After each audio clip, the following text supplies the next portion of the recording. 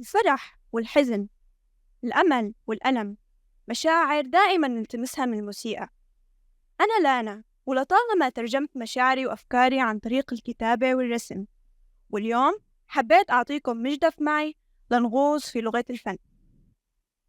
الصرخة أحد أشهر اللوحات للفنان إدوارد مونك، ولحتى نفهم اللوحة أكثر لازم نعرف جزء من حياة الفنان المرتبطة بهي اللوحة. فحياته كانت مليئة بالموت. أمه توفت لما كان عمره 5 سنوات، كذلك أخته توفت لما كان عمره 13 سنة، تبع وفاة أخته الأخرى ثم وفاة أخيه بعد زواجه ببضعة أشهر.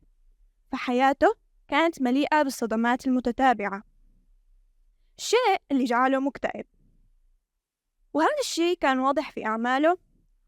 والصرخة هي جزء من أعماله Freeze of Life أو زخرف الحياة، ولها 4 نسخ.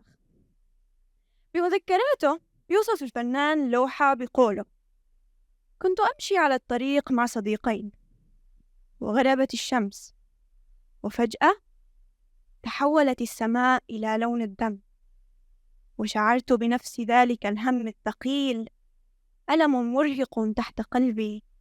توقفت متكئا على السياج، متعبا حتى الموت، وشعرت أن صرخة لا نهائية تمر عبر الطبيعة. نعم، على عكس الاعتقاد السائد، صرخة ما لا قادمة من الشخصية المرسومة، وإنما قادمة من الطبيعة، والشخصية عم تستأذن لنا من شدة الصوت. في عدة نظريات وضعت لتفسير الصوت الشديد، ووفقا لبعض العلماء هي ممكن تكون مرتبطة بحادثة طبيعية. ففي كاراكاتوا وفي عام 1883 بركان أندونيسي انفجر بقوة، وأصدر صوت يعتبر من أعلى الأصوات في الأرض، ويقال أنه الاهتزازات سافرت حول الأرض 3 مرات، أكثر من 3 مرات، وانسمعت صوت 4800 كيلومتر. ولحتى نحط هاي المسافة بعين الاعتبار، فهي تقريبا نفس المسافة بين سوريا وأوزباكستان. كما أن البركان أطلق جزيئات من الرماد البركاني، وهذا الشيء اللي بيفسر اللون الدموي اللي ظاهر في سماء اللوحة، واللي وصفه الكاتب الفنان بمذكراته. طيب، شو هي الشخصية الصلعاء الهزيلة؟ يرجع إلهام الفنان للبيرفيان مومي، اللي هي موجودة بأحد المتاحف الفرنسية اللي زارها. طيب، شو بيصير إذا قلت لكم إنه نحن شايفين هاي اللوحة حتى لو نحن ما رايحين على المتحف من قبل؟ فهي موجودة في إيموجي الصرخة، وفي قناع الهالوين المشهور، وعلى غلاف فيلم هوم ألون. والآن خلونا ننتقل من القرن 19 للقرن 21 ونشوف لانا شو عم تحاول توصل لنا بهي الرسمة. لطالما حسيت أنيتي جزء من نسيج الكون، ونيتي مرتبطة بكل شخص في الكون. حبيت أعبر عن الشعور عن طريق إظهار القلب والعروق، وجعلت العروق متصلة بالأشخاص الموجودين على هذا الطريق، اللي هو بيمثل مهد الحضارات منذ البداية. جعلت هذا الطريق مار فيني، وكأنيتي أنا بهي اللحظة من التاريخ صرت أمثل البشرية، صرت أمثل هذا الطريق، وهيك بكون عبرت عن مشاعري بالتفرد والذاتية. من هالمثالين نستنتج إنه الفن ممكن يكون طريقة لتواصل الأفكار والمشاعر، ولكن هو ممكن أيضا يكون لغة ثقافية.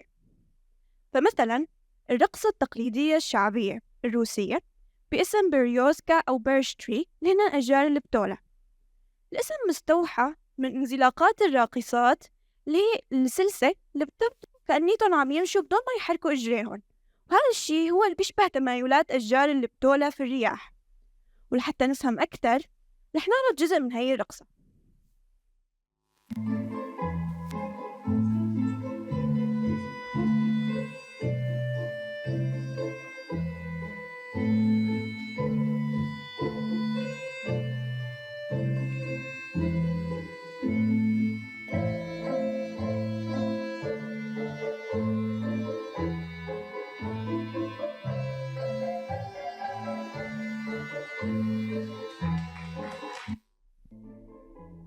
الرقصة تجمع بين حركات تقليدية ومعاصرة. حركة الانزلاق هي حركة تقليدية، وتجمع الراقصات ضمن مجموعات وحركتهم الدائرية هن المظاهر بنشوفهم بالحفلات التقليدية الروسية، العناصر الرمزية اللي عم تحملها الراقصات فهي إضافة عصرية. فمثلا انتبهنا أنه بهاي النسخة من الرقصة الراقصات عم بيحملوا غصن البتولة، واللي هو بيعبر عن الانسجام والانسياب، وهو أصلا بيرسخ اسم الرقصة بحد ذاتها. بالإضافة لقدرة الفن على إيصال الرسائل الثقافية، فهو قادر أيضا أنه يوصل رسائل التعاطف. ففي سوريا وفي أحد أحياء حلب وأثناء الحرب رفعوا الأهالي مجموعة من الحافلات لحتى يحموا المدنيين من الطلق الرصاصي. وفي ألمانيا فكر الفنان مناف حلبوني طريقة لجذب الانتباه لقضية الأهالي في سوريا، فقرر أنه يرفع 3 حافلات في وسط مدينة درغستن الألمانية. وبيقول مناف: أنا ليس لدي أي موقف سياسي، أنا فنان، كل ما أردته هو جذب انتباه المارة للدمار الذي يمكن أن تخلفه الحروب. والآن خلونا ننتقل من ألمانيا لكوريا الجنوبية. كلياتنا مشكك بأهمية الأعلام بفترة من حياتنا. مجموعة من الألوان والأشكال قادرة أن توصل هوية شعب بأكمله. العالم الكوري الدائرة في المنتصف موضوعة على شكل يين واليانغ، واللي هي بتمثل التوازن. القوى الحمراء اللون الأحمر في الأعلى بيمثل القوى الإيجابية، أما القوى الزرقاء في الأسفل بتمثل القوى السلبية المعاكسة، ووضعها ضمن بنية الين واليانغ بيمثل التوازن فيما بينها. أما اللون الأبيض فهو بيعبر عن السلام، والعناصر السوداء هي بتمثل عناصر من الطبيعة. فالعنصر الأيمن العلوي بيمثل النار، والعنصر المقابل له بيمثل الماء. أما العنصر الأيمن السفلي فهو بيمثل الأرض، والعنصر المقابل له بيمثل السماء. كما أن اللون الأبيض هو بيمثل الأرض، والدائرة في المنتصف بتمثل الشعب، والعناصر السوداء بتمثل الحكومة. ممكن حدا يسأل إنه من وين جاي رمزية هي العناصر السوداء؟ فهي بالحقيقة أحد العناصر الثمانية الصينية أو المعروفة باسم باغوا، لأنها عبارة عن 3 خطوط، إما أن تكون منقسمة بالنصف وهي بتمثل الين، أو أن تكون كاملة وهي بتمثل اليانغ. فالعناصر بحد ذاتها هي بتعبر عن فكرة التوازن، ووضعها بشكل متقابل في العالم الكوري بيرسخ فكرة توازن الأضداد، وأنه هي حقيقة كل الأشياء وأصلها.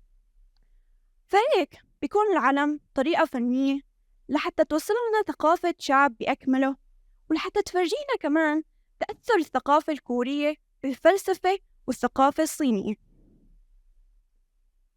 والآن خلونا ننتقل كمان مرة من كوريا الجنوبية لنيويورك، وتحديداً بمتحف الفن المعاصر. كنا عم نمشي وفجأة طلعت من هاي اللوحة. فردة فعلنا البديهية رح تكون: شو هاد؟ ليش عم نعتبر اللوحة بيضة فن؟ بالحقيقة اسم اللوحة وايت أون وايت، وهي أحد أهم اللوحات في الفن التجريدي.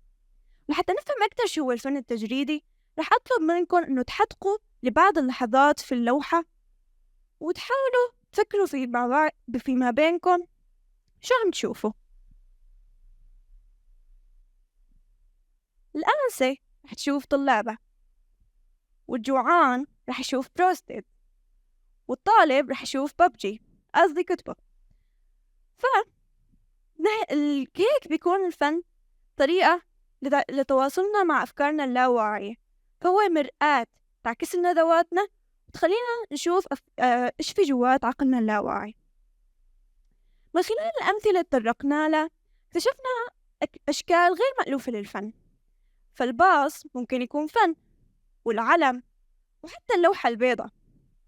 ولحتى ناخد شكل غير مألوف آخر للفن رح ناخد الفن البيولوجي، اللي هو عبارة عن التعامل مع البكتيريا والنسج الحية لحتى نشكل لوحات فنية مثل ما أنا شايفين في الصور. ولحتى ناخد مثال أعمق عن الفن البيولوجي رح ناخد عمل الفنانة إيمي كارل عنوان Regenerative Recovery. Regenerative بمعنى قابل للتجدد، Recovery هو بمعنى مكان لحفظ الآثار. حتى نفهم أكثر خلونا نحلل العمل سوا. العمل هو عبارة عن طبعة ثلاثية الأبعاد بشكل يد بشرية. الهدف منه هو جعل الخلايا غير المتمايزة المزروعة ضمن هاي البنية لتنمو لخلايا عظمية. ليش خلايا عظمية؟ العظام هي بقايا اللي بتبقى بعد الموت، وتاريخياً استخدمت لصناعة الفن والحلي والأدوات، وانحفظت في معارض كتخليد لذكرى لشيء كان بيوم من الأيام حي. فأجى هذا العمل ليتحدى هاي الفكرة ويعطي احتمالية الحياة بشيء ميت. ليش تصميم اليد؟ لأنيته من العناصر المميزة للبشر عن غيرها من الكائنات اللي يمكن تمييزها بسهولة. أما الشكل الزخرفي لليد فهو عبارة عن محاكاة بيولوجية لبعض النسج العظمية اللي موجودة في جسم الإنسان، واللي هي بتحفز الخلايا غير المتميزة لتتميز لخلايا عظمية. فهيك بنشوف إنه هذا العمل عبارة عن ثورة تجمع بين الفن والعلم والتكنولوجيا. بالإضافة للأشكال اللي حكيناها، في أشكال كتير أخرى للفن، مثل فن العمارة، التصوير، النحت، مسرح، النحت، الحرف اليدوية، وتصميم الأزياء. في البداية بدأت بموسيقى، لأنه هي الطريقة الفنية اللي بتعبر عن شخصيتي، ومن بضعة أسابيع قررت إني ما أكون بس مستهلكة لهي الطريقة الفنية، إني أكون منتجة لها كمان. فقررت إني أعزف على الكمان، ومع أنيتي لساتي مبتدئة قررت أنيتي أشارككم شعور عن طريق عزف جزء من مقطوعة هاري بوتر. الشعور اللي حبيت أوصله هو شعور الغموض، اللي بيجي دائما متصل مع شعور آخر اللي هو التحمس أو التوق. تحمس لأعرف شو هي القصة ورا هذا الإيموجي، وشو هي القصة ورا الإنتروبية اللي موجودة في مناهجي، وشو هي القصة ورا فوبيا شخص بعرفه من الترك، والأهم شو هي القصة اللي ممكن أكتبها اليوم وبكرة بالأفعال الصغيرة اللي عم بساويها كل يوم لحتى أساوي العالم اللي أنا فيه مكان أحلى. رح أترككم مع العزف. شكرا كتير لحسن استماعكم.